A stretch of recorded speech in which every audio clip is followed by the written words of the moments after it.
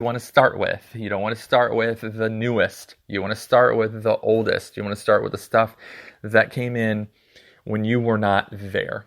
And that's important, because if you just start with the latest stuff that people have commented on, you're going to end up just commenting and getting in conversations, possibly because people are still live and on there. You want it to start from the farthest back. Okay, and then number 4, research new post ideas for the next day.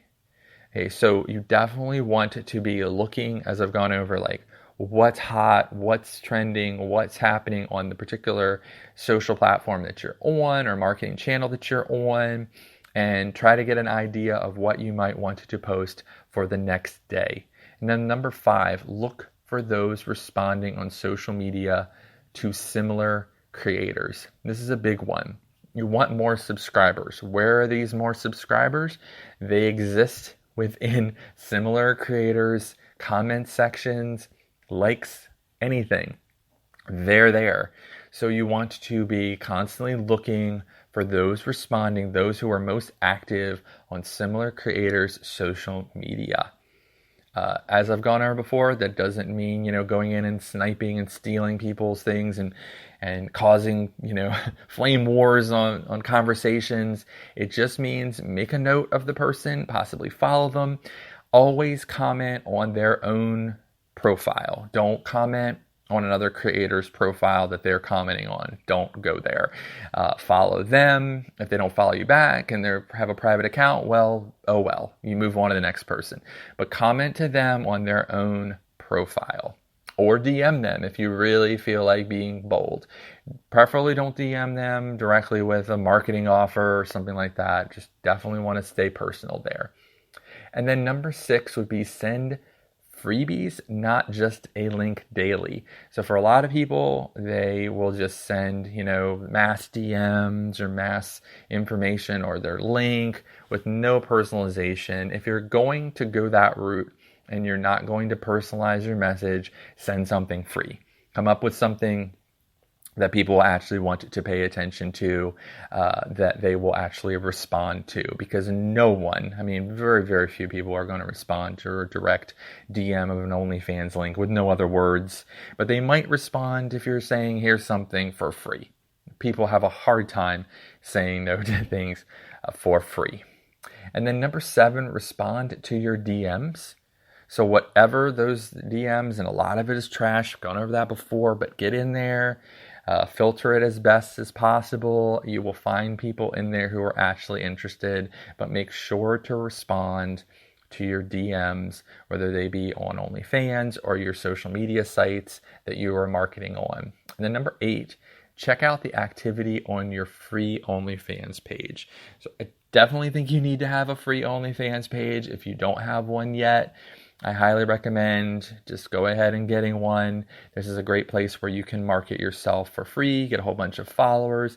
Doesn't necessarily mean that those people are all going to be active and they're going to want to spend a bunch of money on you, but it gives you an opportunity to at least market to them.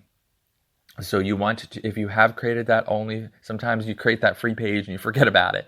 Because again, you're having most of your money activity on your VIP page or your paid page. But make sure that you don't neglect that free page where a lot of activity is happening, a lot of comments, because you're going to have more people. More people is going to end up possibly with more comments about what you posted. So just make sure that you are paying attention to that.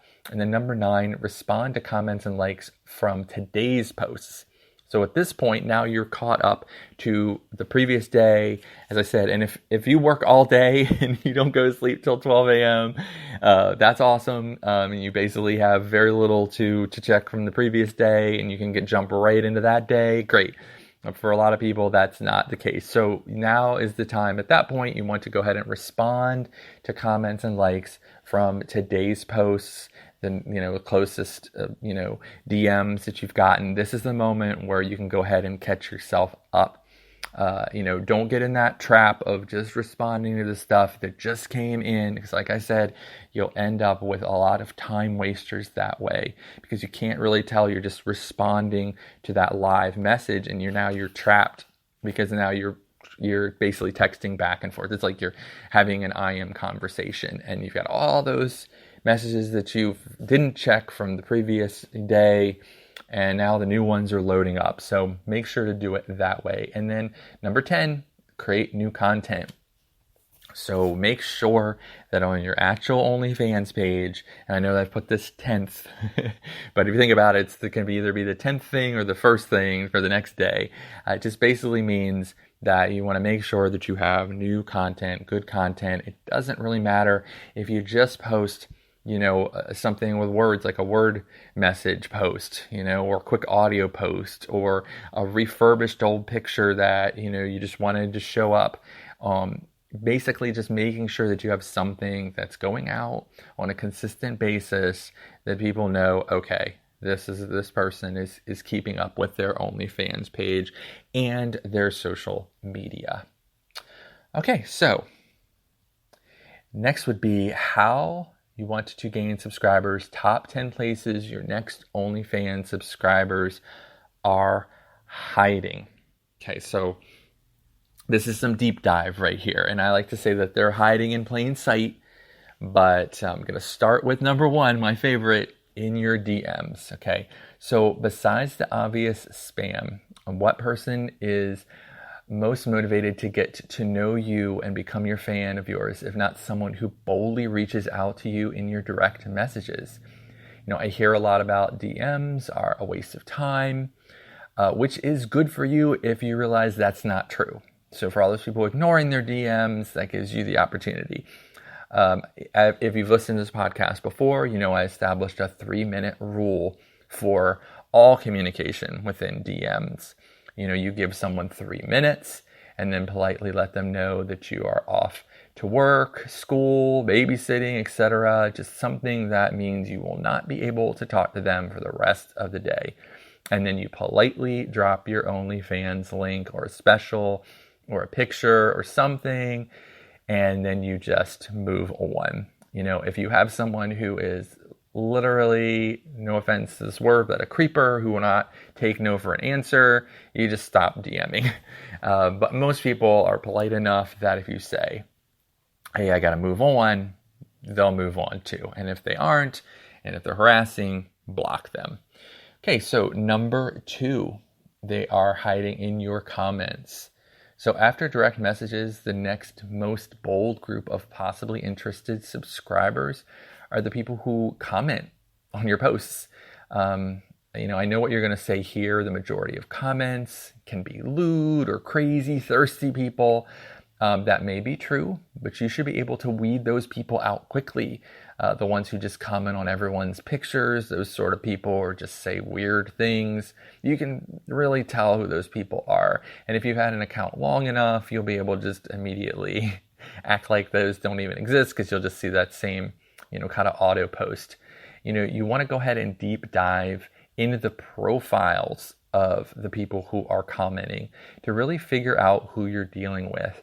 I advise not commenting back to their comment always, but going on to their profile and commenting about something that they posted. That will show interest and begin to build connection. And, remember that OnlyFans is about connection. So when you're dealing with comments, like I said, you want to be, sensitive to your comments. You want to you don't want to necessarily just fill up the post that you made with a bunch of thirsty people talking, and then you comment to one person and then somebody else might be like, why didn't they comment back to me? You can avoid that by just going onto their profile and making comments about their things, or DMing them directly if you feel like being bold. Okay, number 3, they are liking your posts. Okay, it's hard to keep track of these people because you end up getting so many likes on a post sometimes, sometimes hundreds of likes or thousands of likes, and some of those can be from fellow creators, fellow OnlyFans people who are never going to be really interested in your OnlyFans, or at least subscribing. So why do I say that this group is rich with potential subscribers? Mainly because there will be several people who will never be bold enough to DM or comment, but they will like every post you make daily. The only way to spot them is to actually look at your posts on a daily basis. So eventually a pattern will emerge, and you'll note a few super fans who like everything you do. Why not send them a free trial link to thank them for being such a big fan? I mean, you can also comment on their posts as well, which could draw them into a conversation. So basically, you have this third group. They're a little bit more shy, than the first two groups. So it's a little more work getting to them, but it certainly could pay off.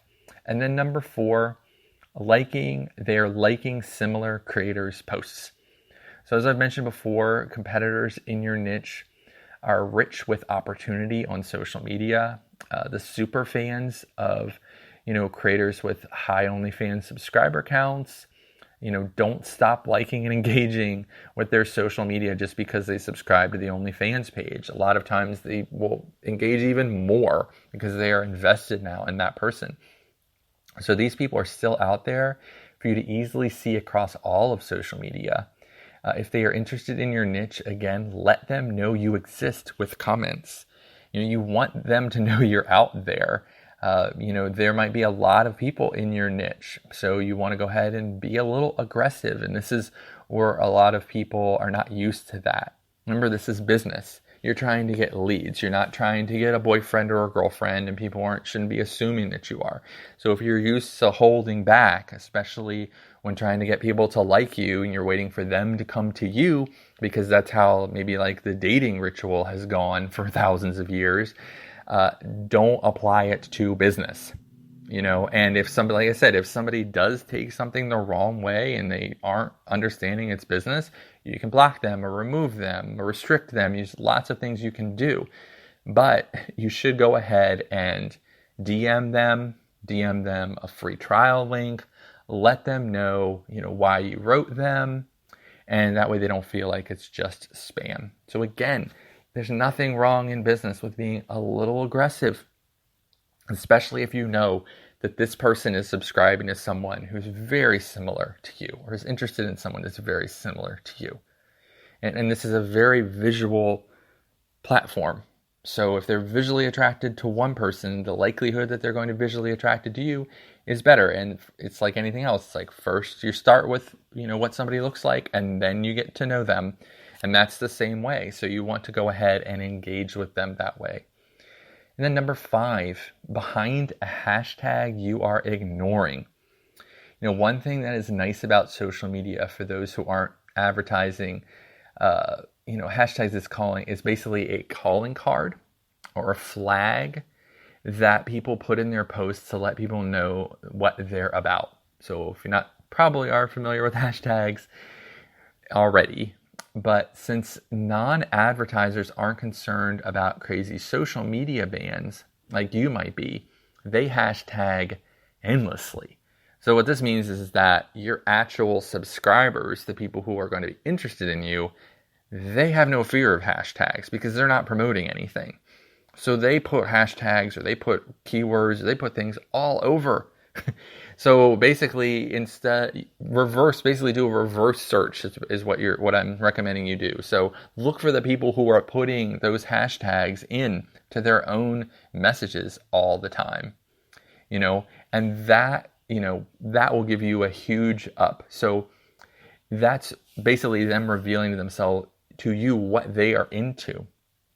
So you definitely want to create like a list of, say, 10 hashtags your potential fans would be posting, not the 10 hashtags that you would want to post with your posts, but what they will be interested in. So, it doesn't mean you're creating the hashtags with those to try to attract them. It means you are going to search those hashtags yourself and follow and interact with those people who are posting those hashtags consistently that have to do with your niche. So, number 6, they are hiding on a social media channel you haven't explored yet. So, new social media channels are popping up daily, and some of them don't even look like social media channels at first. They might just look like an app or a community site, but constantly apps and community sites are evolving until they become basically just another social media channel. something like Discord, that was not the intent of Discord.